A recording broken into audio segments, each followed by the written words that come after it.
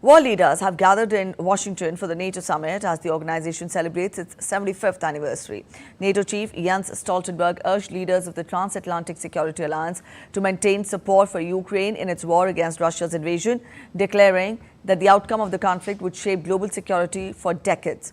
The centerpiece of the NATO summit was set to be new commitments of military and humanitarian aid to Ukraine, as well as a bridge for that war-torn country to join the 32-member alliance.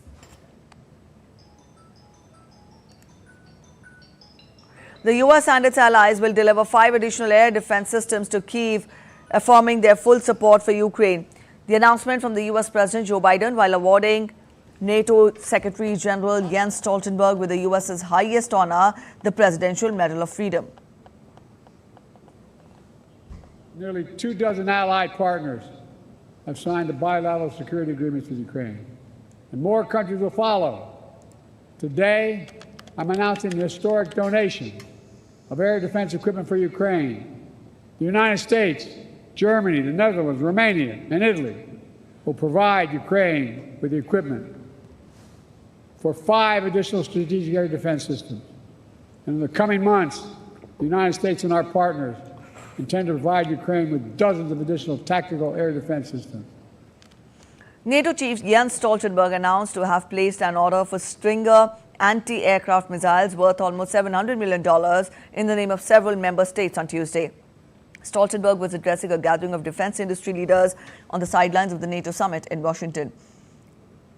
The last contract for Stinger missiles was awarded in May 2022 when the U.S. Army contracted $625 million worth of the anti-aircraft missiles to replenish stocks sent to Kyiv, as it is in hot demand in Ukraine, where they have used it in their fight against Russia.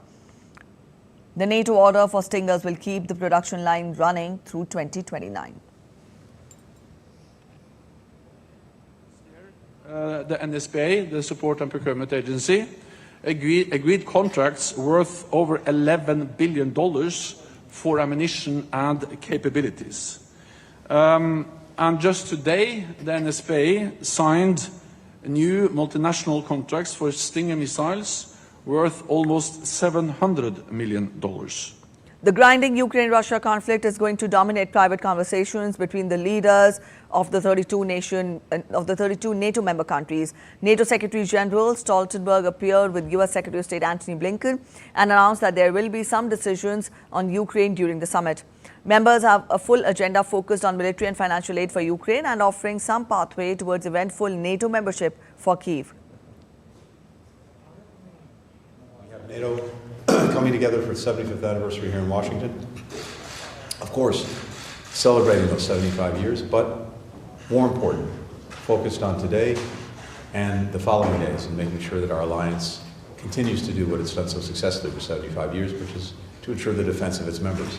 Thanks to the Secretary General and his leadership, we have an alliance that is stronger, that is larger, and that is more fit for purpose than it's been, and ready to take on the challenges of this moment.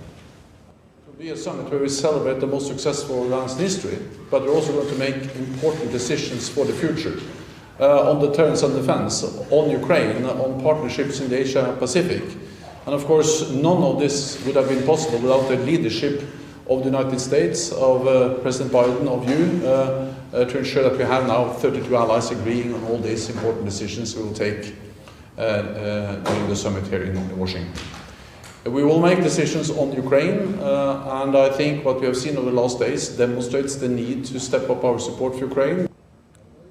Meanwhile, bilateral meeting between U.S. Secretary of State Antony Blinken and Ukrainian Foreign Minister Dmytro Kuleba led to the renewed support for Ukraine. Both the leaders met at the State Department during the 3-day NATO summit in Washington, D.C. Good afternoon, everyone.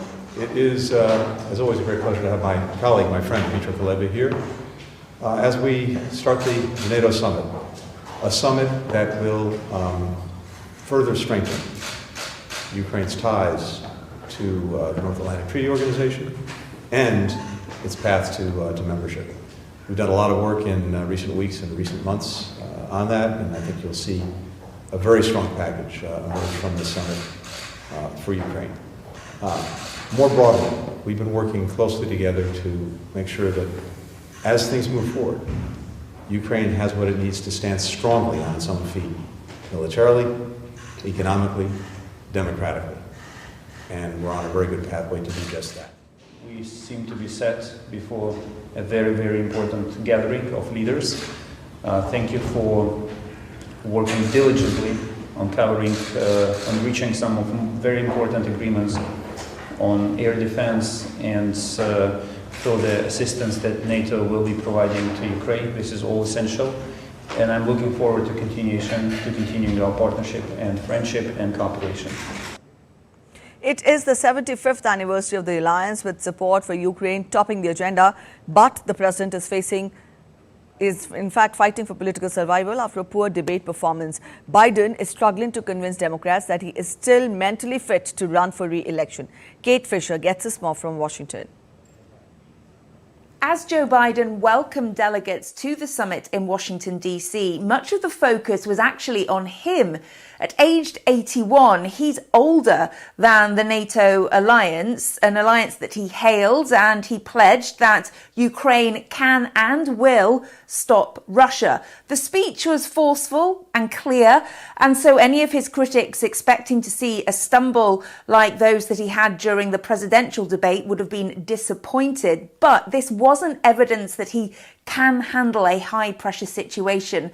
This was scripted, and he read off the teleprompter throughout. He is hoping that this NATO summit will be a chance for him to turn the page on a global stage to show not just the American people but the world that he is capable of doing this job and being re-elected to do the job. But it is distracting from the work that NATO actually wants to do and what the leaders are here in Washington, D.C. to achieve. Now, domestically, Joe Biden has survived so far. A handful of Democratic lawmakers have come out publicly and said that they think he needs to stand aside and pull out of the presidential race. But on Tuesday, there were closed-door meetings of House and Senate Democrats where this topic was discussed, and when they finished, nobody left those meetings, no leadership in the House or the Senate left those meetings calling for him to go. They were all backing Joe Biden. Perhaps the biggest test this week then that he's going to face, having survived those meetings, is on Thursday at the NATO summit, when he will be giving an unscripted press conference, which will be the first time that reporters have a chance to ask him questions face to face since that disastrous debate. In Washington, Kate Fisher.